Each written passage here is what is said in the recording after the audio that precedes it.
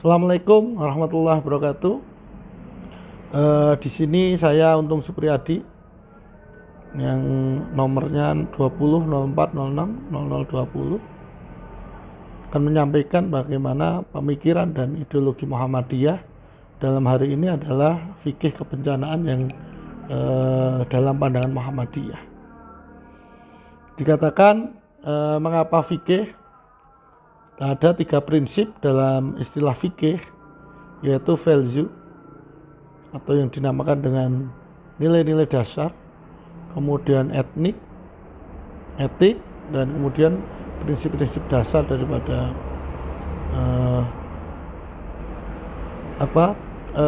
etika. Jadi itu, dan kemudian etos. Etos itu adalah aturan yang konkret. Fikih kebencanaan adalah upaya untuk memahami, menjelaskan, mengantisipasi, dan menyikapi peristiwa-peristiwa kebencanaan berdasarkan dengan value, etik, dan etos di dalam Al-Quran dan hadis. Fikih air sendiri upaya untuk memahami, menjelaskan, dan mengelola air berdasarkan dengan value, etik, dan etos di dalam Al-Quran dan hadis. Dalam perspektif fikih, kita akan memahami apa itu fikih. Jadi fikih itu adalah cara pandang atau memahami, memandang, dan kemudian muncul belief, artinya pemahaman dan kesadaran. Sehingga memahami dan memandang itu akan menghasilkan rumusan atau merumuskan konsep dalam perspektif holistik. Kemudian kita menyikapi dan bagaimana menangani, merumuskan tindakan-tindakan real berdasarkan Quran dan hadis. Dalam memahami bencana ada 2 yang kita gunakan adalah cara pandang atau cara memandang bencana itu. Yang kita bisa lihat dari cara pandang teologis dan cara pandang sosiologis. Dikatakan, dan kemudian ada cara pandang, cara menyikapinya adalah dengan etis, antisipasi, dan teknis. Cara memandang teologis tentu akan berbeda dengan aspek sosiologis. Kalau teologis dikembalikan kepada keyakinan teologi atau kita keislaman gitu. Sosiologis biasanya berdasarkan dari jari kebiasaan-kebiasaan yang ada di masyarakat, dan cara menyikapinya pun akan menjadi berbeda. Cara etis, kemudian antisipasinya bagaimana, dan teknis. Istilah bencana secara umum, bencana dipahami sebagai apa saja. Ya, apa saja yang menimpa manusia yang mengandung resiko bahaya. Ya, jadi bencana itu resikonya bahaya. Kemudian kerusakan, bahkan kematian. Ya. Jadi bencana itu adalah apapun yang mengandung resiko berbahaya, rusak, kemudian mati. Yang kedua, seluruh rangkaian peristiwa kebencanaan harus dimengerti dan dipahami untuk menghindari risiko yang lebih besar. Upaya mengerti dan memahami di dalam Islam telah memberikan panduan untuk itu yang disebut dengan fikih kebencanaan. Ada cara memandang bencana secara teologis. Yang pertama, bahwa memandang bencana secara teologis itu adalah bencana itu adalah pemberian Allah. Dikatakan Allah itu maha kasih, maha sayang, dan maha baik. Maka apa yang diberikan manusia, diberikan kepada manusia selalu dalam keadaan baik dan penuh kasih sayang.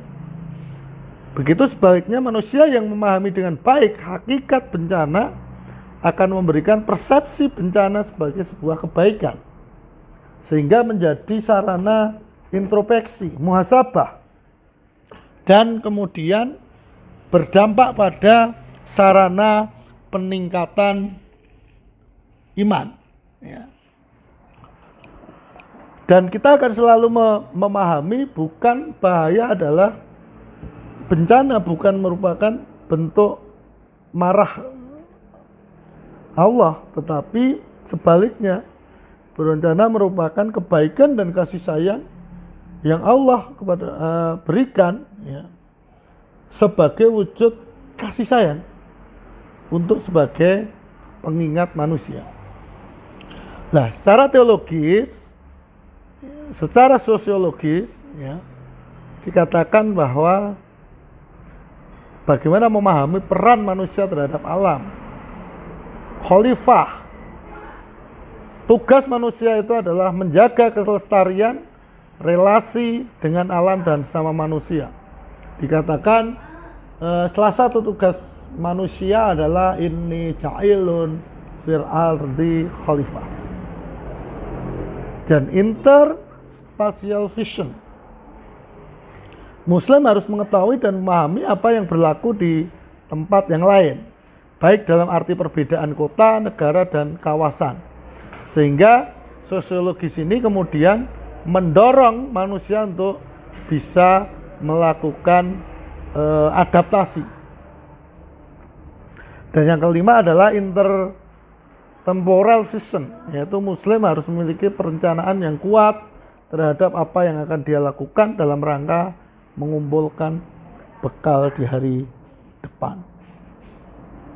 Nah, fungsi manusia, ya, jadi dikatakan tadi sebenarnya kita diciptakan oleh Allah, tugas kita hanya dua. Yang pertama adalah sebagai khalifah, ini ja'ilun fil ardi khalifah. Dan yang kedua adalah sebagai Abdullah, artinya sebagai hamba yang patut, taat, dan orang yang tidak bisa atau orang yang harus mengikuti apa yang menjadi perintah-perintah di Allah. Dalam skema fungsi manusia, jadi dikatakan skema dari fungsi manusia adalah kita sebagai penghamba kepada Allah, sebagai abdun dan khalifah terhadap alam.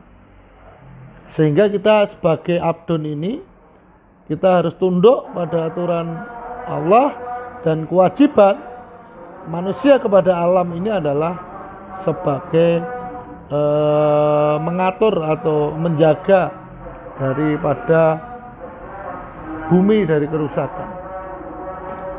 Nah, di situ jelas bahwa kita sebagai wakil Allah di bumi, satu, harus menjaga kelestarian alam, tidak membuat kerusakan, menjaga harmoni alam, menjadikan alam sebagai sarana mendekatkan diri kepada Allah.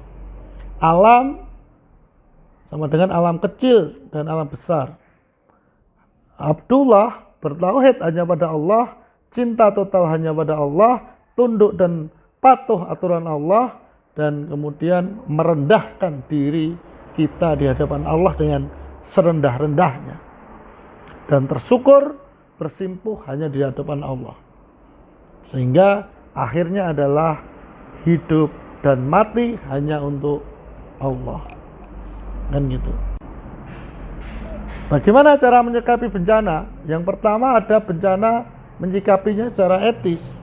Yang pertama, ya sabar. Menyikapi bencana itu dengan 3 cara.